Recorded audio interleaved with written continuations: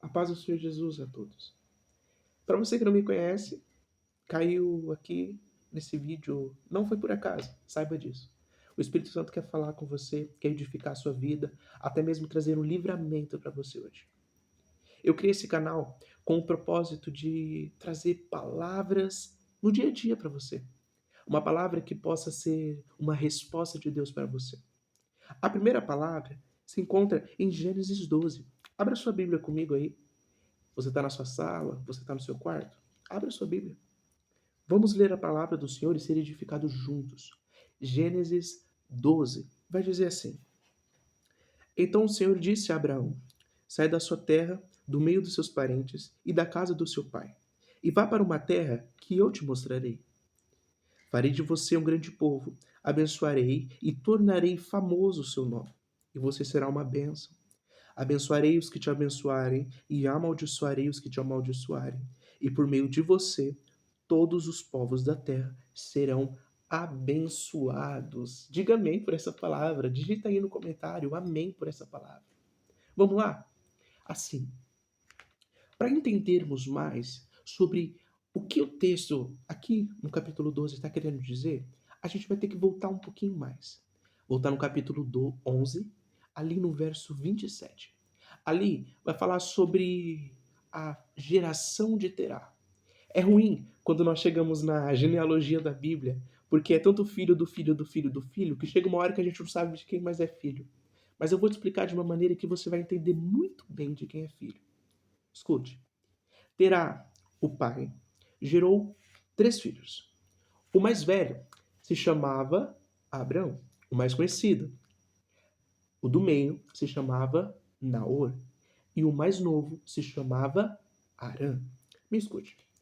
Terá fundou a sua empresa, os seus fundos financeiros, fundou a sua vida, fincou os seus pés em Ur dos Caldeus, uma terra qual ele era seguro. Só que, em determinado momento da vida dele, ele é acometido por uma tragédia. A casa dele é acometida por uma tragédia terrível. Paulo, e por que você diz terrível? Eu falo terrível porque, apesar de ser triste, de ser ruim, mas a ordem natural da vida é que os filhos enterrem os seus pais. Só que na história de Terá é ruim, é diferente até. Porque a Bíblia faz questão de dizer que Terá estava vivo quando o seu filho morreu. Entenda uma coisa sobre a Bíblia. Quando a Bíblia ela dá ênfase em alguma situação, é porque aquela situação foi definitivamente importante para os acontecimentos. Quando a Bíblia não dá ênfase em alguma palavra ou em alguma questão, ou é porque aquilo nunca existiu, ou porque aquilo nunca foi importante para a situação. Mas a Bíblia, aqui, ela faz questão de deixar claro que Terá estava vivo quando seu filho morreu. Não sabemos ao certo qual foi a causa da morte de Arã, mas querendo ou não, foi horrível. Me escute. Terá estava numa cidade aonde ele tinha poder, ele tinha nome, ele tinha prestígio, aonde ele poderia ir para qualquer canto que todo mundo saberia quem ele era. Terá era um homem de posses, um homem de poder, mas na morte do seu filho, na perca do seu filho, Terá se encontra em luto. Meu irmão, minha irmã, só fala de luto quem já passou por ele. Porque o luto, ele não é só mais um sentimento. O luto, ele te humilha. O luto, ele te massacra. O luto, ele faz você se sentir num estado tão mal emocionalmente, que isso começa a afetar até o físico. Não me surpreenderia se Terá não conseguisse mais olhar para algum canto da sua casa. Porque a cada canto que ele olhava daquela cidade, daquele lugar, ele sentia falta do seu filho, da perca do seu filho. Pois o seu filho tinha ido embora. Apesar disso ser natural, mas ele foi embora. E isso machucou Terá. Até que Terá, não aguentando mais. Porque a gente é assim. Quando a gente não aguenta mais alguma coisa, a nossa primeira atitude, a nossa primeira vontade é ir embora.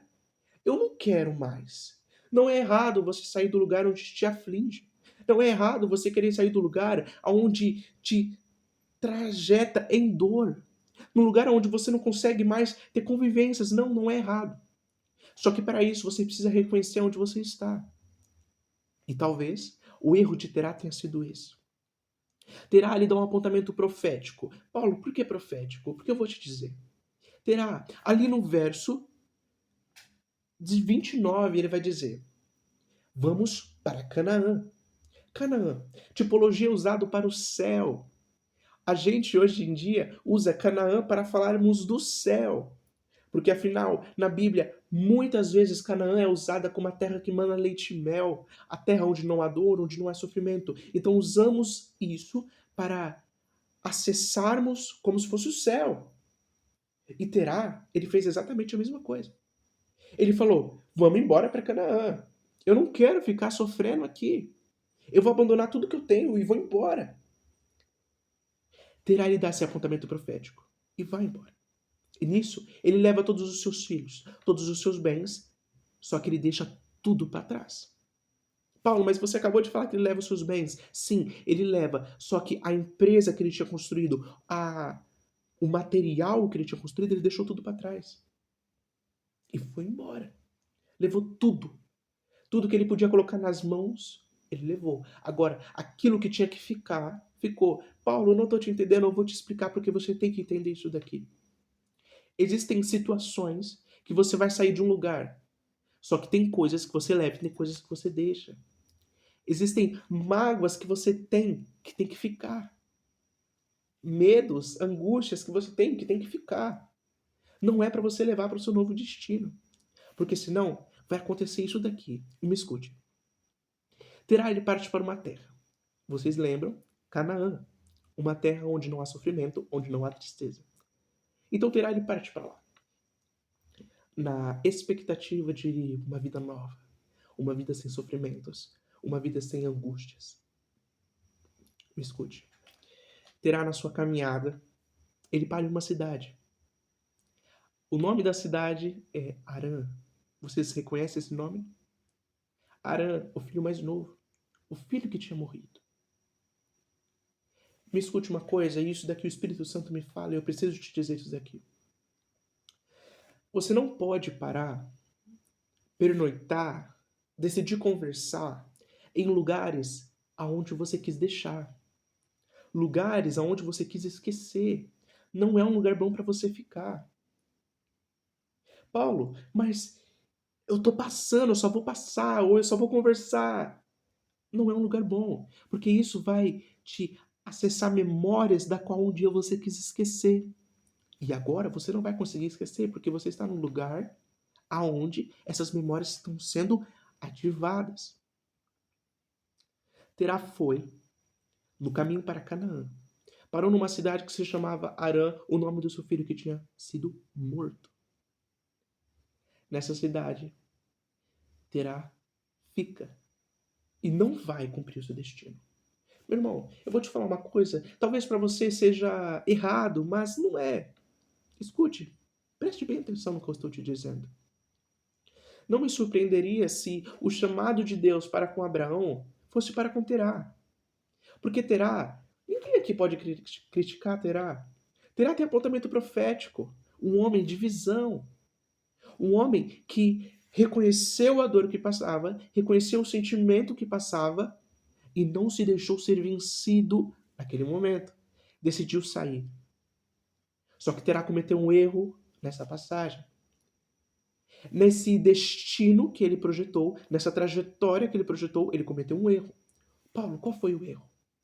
Decidir dormir, ficar, conversar, em lugares, com pessoas, num ambiente do qual um dia ele quis esquecer. Ele ficou lá. E isso acabou com ele. A ponto de que a Bíblia, vocês lembram do que eu disse? Que a Bíblia, ela só faz menção de coisas que foram extremamente importantes.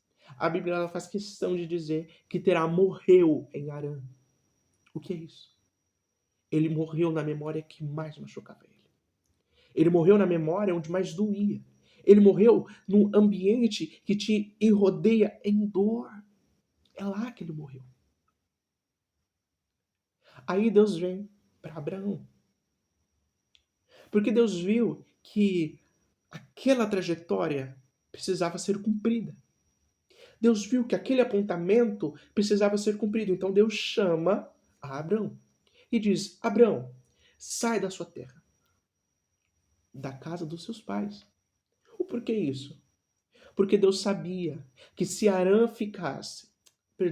que se Abraão ficasse na terra do seu pai, de junto com seu pai, ele morreria no mesmo lugar onde a sua memória da dor o machucava. Ele morreria no lugar onde ele quis esquecer. Então Deus chama Abraão e fala: Abraão, vamos sair daqui, vamos embora. O que me surpreende aqui é que Deus não dá um apontamento para Abraão. Ô, tamanha obediência. Hoje em dia, eu, Paulo, e creio que você aí esteja me ouvindo, não sairíamos de um lugar onde a gente tem todas as nossas firmes expectativas, onde a gente tem a nossa empresa, onde a gente tem os nossos amigos, os nossos parentes, onde as nossas expectativas estão colocadas. Eu não sairia de um lugar onde tudo que é meu está sólido para ir para um lugar da qual eu nem sei o destino. Eu falo. E isso nós estamos errados. Eu, Paulo, estou errado. Por quê? Olha o tamanho da fé de Abraão, de sair de um lugar onde ele tinha a sua vida pronta. Ele já era casado. Ele tinha a sua vida pronta, mas mesmo assim, reconhecendo o chamado de Cristo para a vida dele, Abraão decide ir embora, abandonar tudo de novo. Precisamos entender que quando Deus nos chama para um chamado, para uma determinada situação, para um determinado lugar, não importa o que você tenha que deixar, deixe para trás. Deixe tudo. Tem um hino que fala muito comigo, que é o hino do Morada. E eu me despedi dos meus pais, afundei os meus barcos no cais. Sabe o que isso quer dizer? Quando na Bíblia vai falar em 2 Reis, vai falar a respeito do profeta Eliseu. Quando Elias foi chamar Eliseu, Eliseu fez questão de queimar os seus barcos, de queimar tudo que ele tinha. Numa simbologia de que ele não poderia mais voltar. De que ele abandonou tudo para seguir o chamado de Cristo. É isso que devemos seguir para nossas vidas, tomar para nossas vidas. Eu, principalmente. Porque vocês acham que para um pregador, quando prega, a palavra não vem para ele primeiro? É claro que vem. A palavra de conselho ela vem para nós que pregamos primeiro, para depois falarmos para as pessoas. Então é preciso eu me conscientizar, você se conscientizar, que quando Deus chama para sair de um lugar, não importa o que você tenha que deixar para trás, deixe para trás. E tudo vai passar. Tudo vai amenizar. A dor passa. Ela não vai doer para sempre. Me escute. Deus chama Abraão. Deus sabia qual era o destino, mas Deus não fala para Abraão. Por quê? Porque talvez isso em Abraão geraria. Se o meu pai não chegou, como eu vou chegar? O problema é que nós temos muito colocado as nossas expectativas, os nossos planos sobre a vida de outras pessoas. Se fulano não conseguiu, como é que eu vou conseguir? Se ciclano não conseguiu, como é que eu vou conseguir? Quando, na verdade, chamados e chamados, pessoas e pessoas. Deus tem um plano para cada pessoa. O plano de Deus para com a vida de Terá foi até Arã. O plano de Deus para a vida de Abrão foi até Canaã. E é simples isso.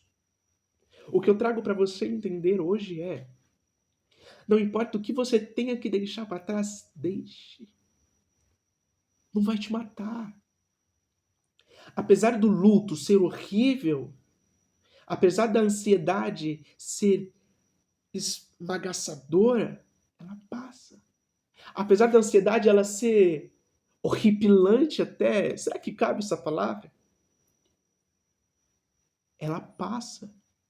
Ela não vai durar para sempre. O apóstolo Paulo, ele ora 3 vezes para Deus, para uma determinada situação. Meu irmão, me escute. Para você que conhece a Bíblia, procura saber mais da Bíblia, você vai me entender. Para Paulo, apóstolo Paulo, orar pelo mesmo assunto 3 vezes, isso é campanha. Porque Paulo orava e Deus respondia na hora. Mas quando se tratou da dor de Paulo, Deus não respondeu. Então Paulo orou 3 vezes. Paulo orou porque vinha o mensageiro de Satanás esbofeteá-lo todo dia. E um espinho na carne que doía. Paulo ora 3 vezes. E Deus responde ele depois dessas 3 vezes. Aí Deus diz: Paulo, a minha graça te basta. Não há menção bíblica que Deus arrancou o espinho da carne de Paulo ou que o mensageiro de Satanás parou de vir. Não há. O que isso me leva a entender? Isso me leva a entender que temos que aprender a viver com as nossas dores. Você já ouviu aquela famosa frase, aquele famoso ditado? O tempo cura todas as feridas. Não é bem por aí. O tempo não cura nada. Você aprende a viver com aquela dor. Você aprende a viver com aquele sentimento, com aquela decepção. Você aprende a viver com ela. É diferente. Você aprende a viver com o que te machuca. É diferente. O tempo não curou. Eu tenho uma frase que eu sempre falo muito com a minha mãe, que é: doeu, só que um dia não vai doer mais. E eu não estou falando a respeito de tempo. Eu estou falando a respeito de superação, de sobrevivência. Doeu, só que no estado de sobrevivência de nós humanos, uma hora vai parar de doer. Só que a dor não foi embora, a dor está ali, só que a gente aprendeu a viver com ela. O que você precisa entender hoje e sempre na sua vida é que a dor não mata. Não é o fim. Você não está nessa situação à toa. Você não está nesse caminho à toa. Você não está passando por isso tudo à toa. Não, não é à toa.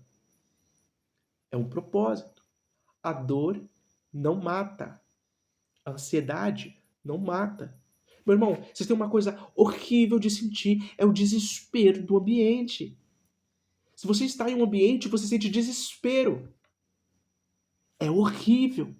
Só que isso não mata. Não é o fim. Tem um hino que o Lucas Augustinho lançou com a Gabriela Rocha, e ele fala: esse não é o seu fim. Não foi o fim de Abraão aqui. Não foi o fim de Abraão. Se você vê em Gênesis, muitas passagens vai falar sobre Abraão. Por quê? Porque o fim de Abraão não se resumia na vida de seu pai. O que isso quer dizer? Paulo, eu não estou conseguindo te entender, meu irmão, entendem no nome de Jesus Cristo. Não coloque sobre ombros de outras pessoas coisas que Deus depositou sobre a sua vida. Se Deus colocou algo sobre a sua vida, não acha que porque outro não conseguiu chegar, você não vai chegar. Você vai chegar. É muito bonitinho pregar uma palavra de amor, uma palavra de carinho. É muito legal. Só que quando Deus vem para falar pra gente ir, que a gente vai conseguir, a gente fala: ah, Deus, eu tenho medo de ir. Eu não consigo. Será que eu vou conseguir chegar? A gente começa a colocar um monte de coisa em cima do que Deus falou. A gente começa a colocar um monte de obstáculos em cima de Deus. Não questione o ancião de tempos. Não questione o Criador do tempo. Não questione o Criador do universo. O conflito na nossa mente porque, segundo Romanos 12, a vontade de Deus ela é boa, perfeita e agradável.